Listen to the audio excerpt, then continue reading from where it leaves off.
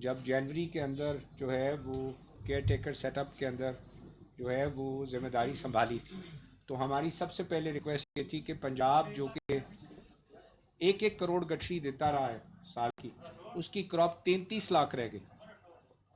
जो पिछले साल की क्रॉप का फिगर था वो 33 लाख बेल पंजाब थी, 16 लाख सिंध थी। पूरे पंजाब और सिंध की मिला के 50 लाख बेल रह गई थी। 1 करोड़ 40 लाख गठरी से गिर के हम 50 लाख बेल पे आ गए थे। हम 30 मन की ईल्ड से गिर के 10 मन पर एकड़ की ईल्ड पे चले गए थे। तो हमने वज़ीर आला पंजाब को, एक वक्त मैं उस पर कैप्टमा को रिप्रेजेंट कर रहा था, लेके गए। वज़ीर आला पंजाब ने पूरी पंजाब गवर्नमेंट वहाँ पर बिठा दी, chief secretary Punjab, agriculture secretary Punjab, agriculture. हमने कहा पंजाब ये कर सकता है। इन्होंने हफ्ते में 2 दिन फिक्स किए मीटिंग्स के, पूरी पंजाब गवर्नमेंट को बिठाई। और आप देखें कि नियत का सिला आज हम वर्ल्ड कॉटन डे पे आज सेलिब्रेट कर रहे हैं अपने चीफ मिनिस्टर पंजाब को, कि उन्होंने एक कॉटन क्रॉप में, जो कि पिछले साल 33 लाख बेल थी, इस साल पंजाब की क्रॉप हम 80 लाख बेल एक्सपेक्ट कर रहे हैं। जिसका मतलब है 33 लाख से 80 लाख होने का कि $3 बिलियन इस साल हमारी रुई की प्रोडक्शन की वैल्यू में जो है मुल्क के अंदर जो है वो हमारे फॉरेन एक्सचेंज की सूरत में हमारे पास जो है वो बचेगा, क्योंकि हम ये सारी कॉटन इंपोर्ट कर रहे थे पिछले 10 साल से। आप सफ़र देखें, 14 मिलियन बेल 2013 और 2000 जो 23 का साल बंद हुआ है उसमें 50 लाख बेल, और पंजाब की कॉटन घट के 80 लाख से और 1 करोड़ के लेवल से घटती हुई 33 लाख पे आ गई। आज एक साल में अगर ईमानदारी से, अगर जो है वो पूरी मेहनत से पूरी पंजाब गवर्नमेंट ने अगर ये काम किया, तो हमें इस बात पे फ़ख्र है कि वज़ीर आला पंजाब ने एक साल में ना सिर्फ 33 लाख एकड़ का रकबा वापस 50 लाख कर दिया, ना सिर्फ उसकी कॉटन की ईल्ड 33 लाख से बढ़ा के 80 लाख पे लेके जा रहे हैं, बल्कि हमें आज बात पे फ़ख्र है कि हम दुनिया के अब दोबारा से 5 बड़े ममालिक में कॉटन प्रोड्यूसर्स के तौर पे आ गए। ये वो कौम के बच्चे होते हैं जो कि जिन पे कौम फ़ख्र करती है। ये बच्चा कौम का केयर टेकर सेटअप में वज़ीर आला के तौर पे आया। मुझे इस बात पे फ़ख्र है आज इस बात को डिक्लेयर करते हुए कि पंजाब को आज एक दोबारा से, जो कि एक एग्रीकल्चर, फूड प्रोड्यूसिंग, एग्रीकल्चर की एक्सेलेंस का जो सेंटर था, आज वज़ीर आला पंजाब ने उसको दोबारा से उस एक्सेलेंस सेंटर में बचाया। हमारा फ़र्ज़ है कि आज इसको लेके चलें अब, कि हमारी टेक्सटाइल की सनत को ये कॉटन आज 10 साल बाद दोबारा से डोमेस्टिक मुहैया हो गई। अब इस कॉटन को हमारी टेक्सटाइल की सनत वैल्यू ऐड करे। पिछले साल इसकी एक्सपोर्ट $16 बिलियन हो गई थी टेक्सटाइल की। मैं टेक्सटाइल सनत को आज फिर कह रहा हूँ, मुझे $25 बिलियन की टेक्सटाइल से एक्सपोर्ट चाहिए। मुझे आप लोगों से $9 बिलियन चाहिए। आपको जो चाहिए, मैं आपके लिए फेडरल कॉमर्स मिनिस्टर बैठा हूँ, मैं आपके लिए वो चीज़ें, चाहे वो गैस की कीमत है, चाहे वो गैस की अवेलेबिलिटी है, चाहे वो बिजली की कीमत है, बग़ैर कि आपकी एक ही डिमांड है कि आपसे सब्सिडी ना दिलवाई जाए डोमेस्टिक कंज्यूमर को, चाहे ये डिमांड है। हम पूरी आपके लिए पूरी कोशिश कर रहे हैं कि आपकी जो जायज़ डिमांड्स हैं वो पूरी करें। आपके जो सेल्स टैक्स के रिफंड है आपको जल्द से जल्द दें। बट मुझे आपसे एक आज आपसे अहद चाहिए टेक्सटाइल इंडस्ट्री पाकिस्तान से, कि आपने भी अपना अहद पूरा करना है कि पाकिस्तान की मिट्टी का, जैसे चीफ मिनिस्टर पंजाब ने डिलीवर करके दिखा दिया, और हम पंजाब और सिंध की मिला के इस साल की कॉटन की क्रॉप 1 करोड़ 20 लाख देख रहे हैं। 80 लाख पंजाब की, 40 लाख सिंध की।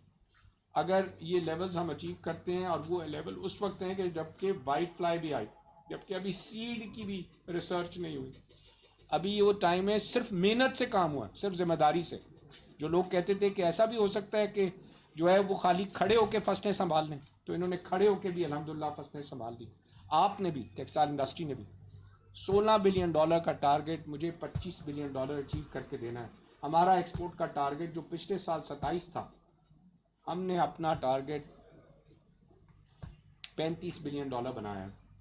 हमें टेक्सटाइल और दूसरी स्ट्रक्चर्स से एक्सपोर्ट बढ़ानी है। मैं ये नहीं चाहता कि हम जाके दूसरे मुल्कों से कर्ज मांगें। मैं ये चाहता हूँ कि मुल्क अब अपने पैरों पे खड़ा हो। हम जो पॉलिसी बना सकते हैं जितने दिन हम मौजूद हैं, आपके लिए एक ऐसा स्ट्रक्चर बना दें कि जिस फाउंडेशन पे ये बिल्डिंग खड़ी हो जाए। बिल्डिंगें तो 100-100 साल खड़ी रहती हैं। कोई बोलता है पॉलिसीज, तो पॉलिसी बन जाती है, फाउंडेशन ठीक हो जाए।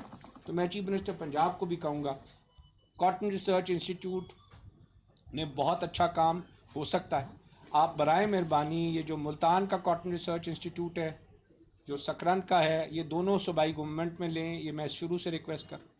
एप्टमा आपको कॉटन रिसर्च का फ़ंड देने को तैयार है। एप्टमा सिर्फ एक बोलती है कि हम तनख्वाहों के पैसे नहीं देंगे, हम रिसर्च के पैसे देंगे। हम आपको आज फिर अनाउंस करते हैं कि एप्टमा 100 करोड़ रुपए कॉटन रिसर्च फ़ंड को देने को तैयार है। अगर पंजाब गवर्नमेंट ये मुल्तान का कॉटन रिसर्च अपने ज़िम्मे ले और हमारे पैसे जो हैं वो तनख्वाहों में ना दें, उसको रिसर्च फ़ंड के लिए रखें।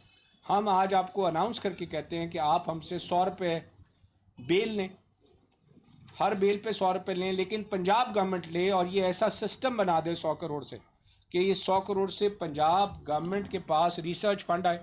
लोग पहले ही आपके पास मौजूद है, वो फेडरल गवर्नमेंट के पास इदारा है कॉटन रिसर्च इंस्टीट्यूट का, आपके पास अयूब एग्रीकल्चर है। ऐसी बुनियाद डाल दें इस साल।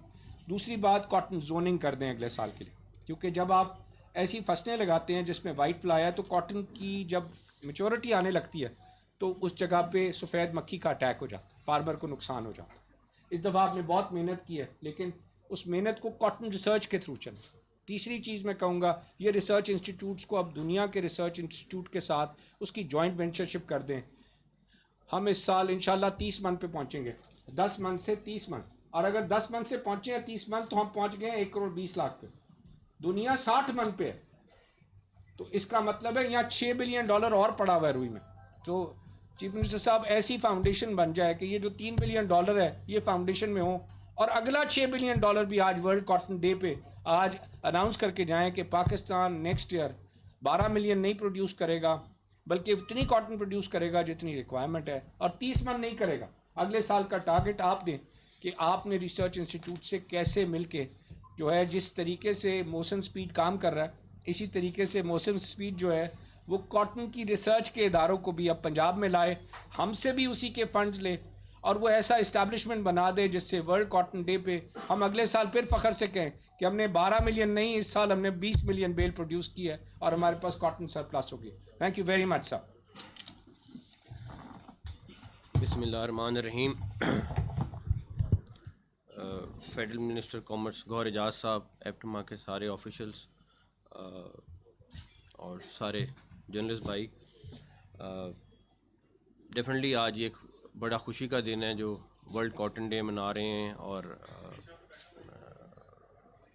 हम सारे इकट्ठे हैं,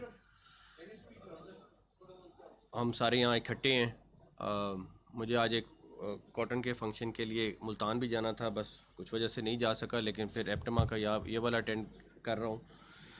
इस सारी एफ़र्ट में ये जो $3 बिलियन की कॉटन की बात कर रहे हैं, इसमें सिर्फ कोई मेरा अकेले का काम नहीं है। इसमें सबसे ज़्यादा एग्रीकल्चर डिपार्टमेंट ने, जिसको हम एक बड़ा मरा हुआ डिपार्टमेंट कहते थे, उसके एक एक बंदे ने दिन रात काम किया, इंक्लूडिंग उनका सेक्रेटरी साहू साहब जो हैं उन्होंने, एग्रीकल्चर मिनिस्टर ने।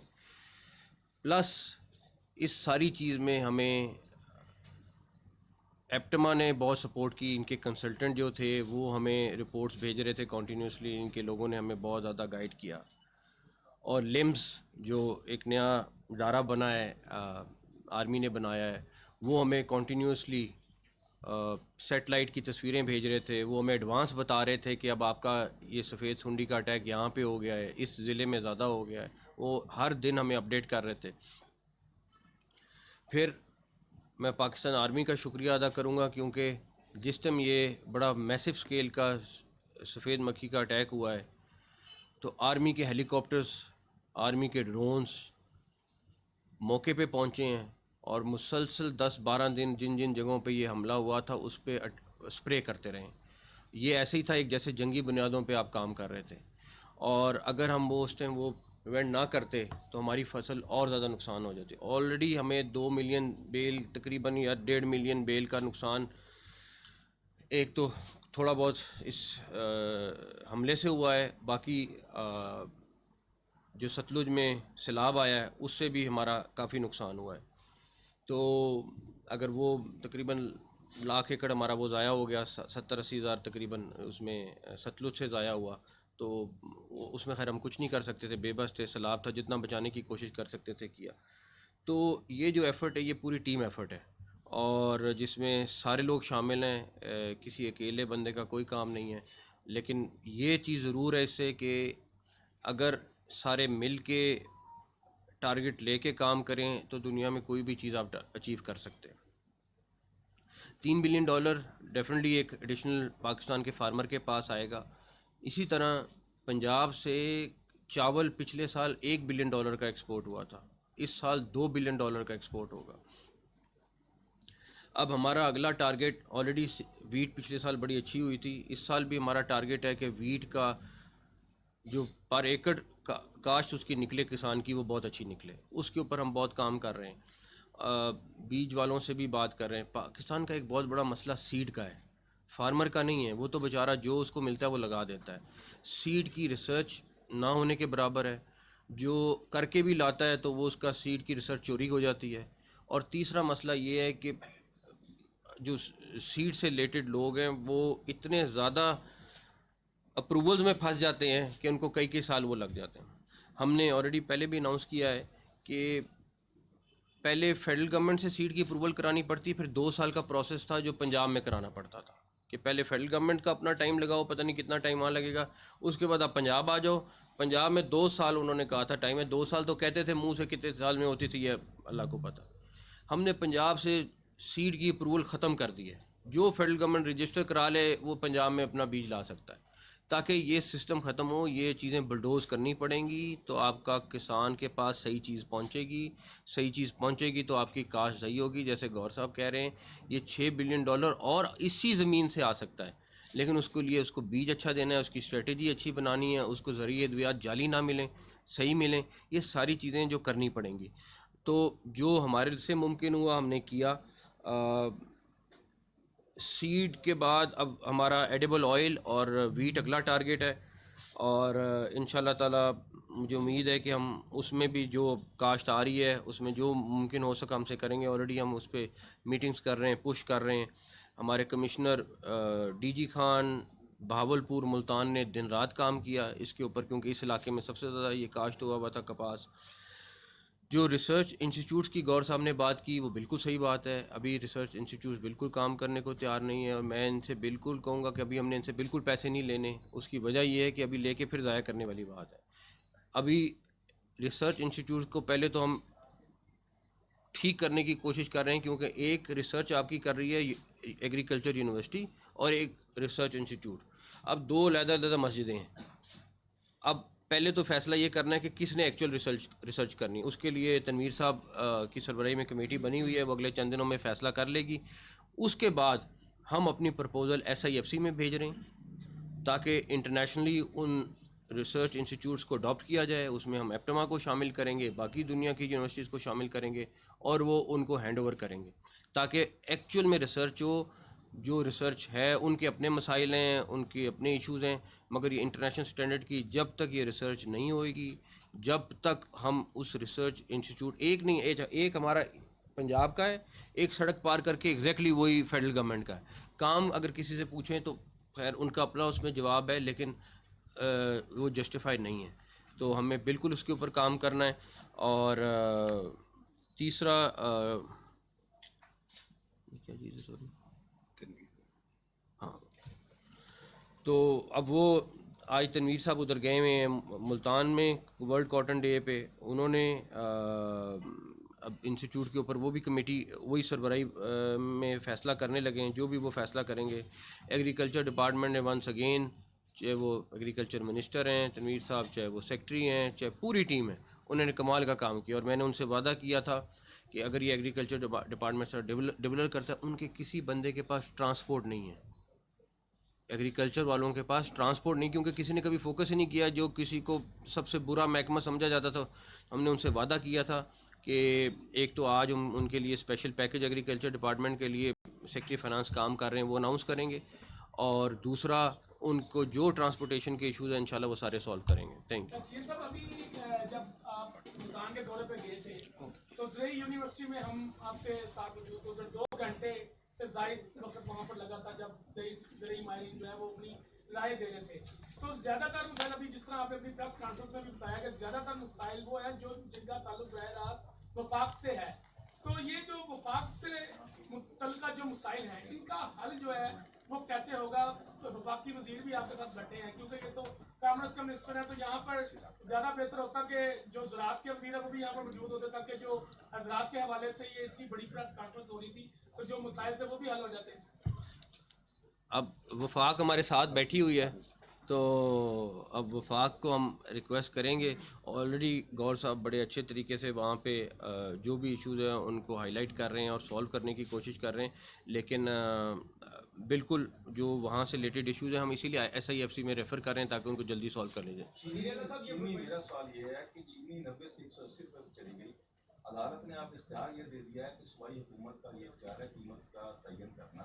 ये तो ये बता दें कि वो लोग जो वहाँ तक लेके गए और उनके खिलाफ कोई कार्रवाई हो गई है या हुई है, और दूसरा उसकी कीमत क्या 140 रुपये होगी 90 से, या कम भी हो? देखें, हम ऑलरेडी चीनी की कीमत 180 से अब नीचे आ गई है, 140-50 के दरमियान वेरी कर रही है इस टाइम पे चीनी की कीमत।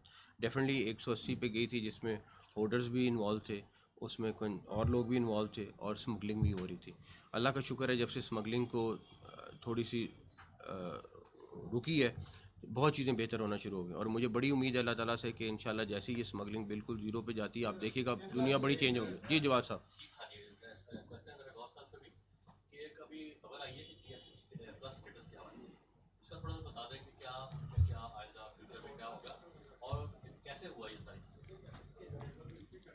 आज कॉटन के सवालों के जवाब देने हैं।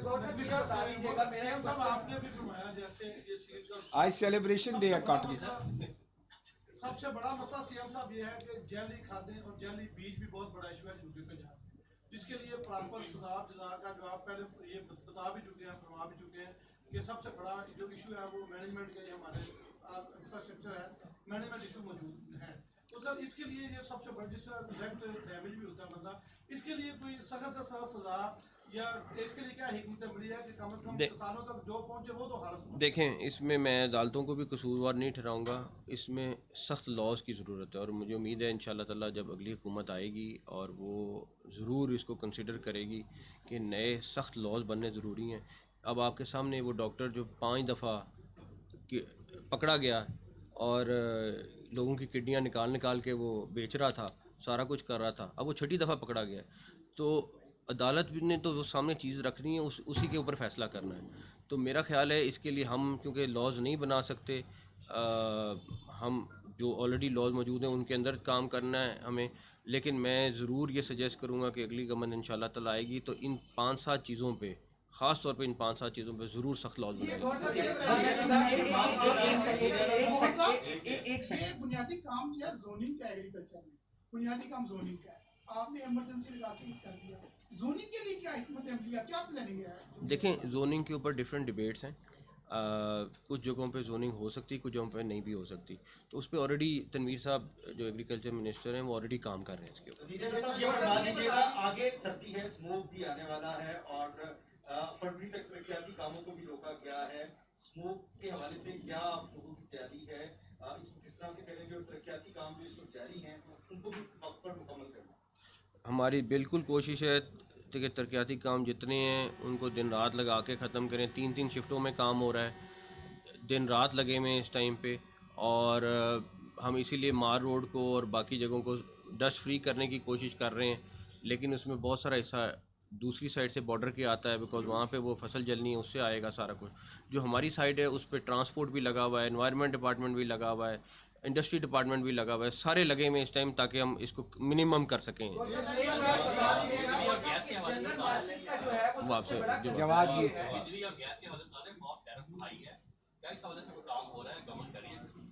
देखें, हमें पंजाब के लिए मैंने पहले कहा कि हम लगे हैं कि या तो पंजाब की जो सनत है उसको, एक जो पंजाब का पावर प्लांट है वो डायरेक्टली उनको माल दे दे, पंजाब की पूरी सनत, टेक्सटाइल पूरी सनत, ताकि इंडस्ट्री से सब्सिडी ना दिलवाई जाए।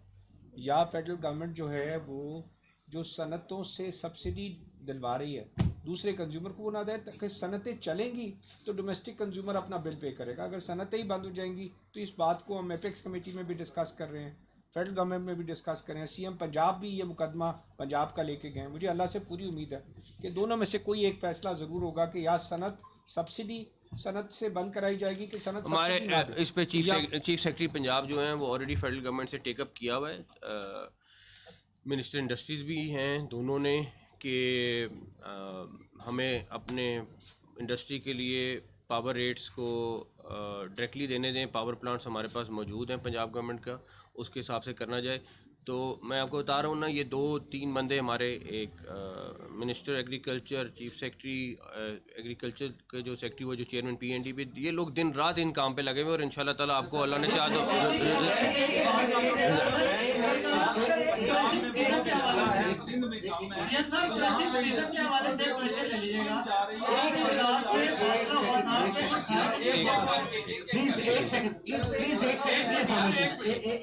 बस आखिरी आज हम वर्ल्ड कॉटन डे के लिए इकट्ठे हुए हैं, तो मेरा ख्याल है इस पे फोकस करते हैं। सर एक सेकंड, सर अभी सवाल लेंगे, अभी सवाल लेंगे, 1 मिनट। कॉटन डे के अगर सवाल हो तो नहीं। हम प्रपोज करना चाह रहे हैं आज वर्ल्ड कॉटन डे है, और जितना इसमें सीएम साहब ने एफर्ट किया है और कॉमर्स मिनिस्टर साहब ने एफर्ट किया है, 33 लाख की फसल को 80 लाख पे लेके जा रहे हैं, तो पूरा हाउस स्टैंडिंग ओवेशन दे। चलें जी, ओके, आर्मी चीफ साहब, थैंक यू।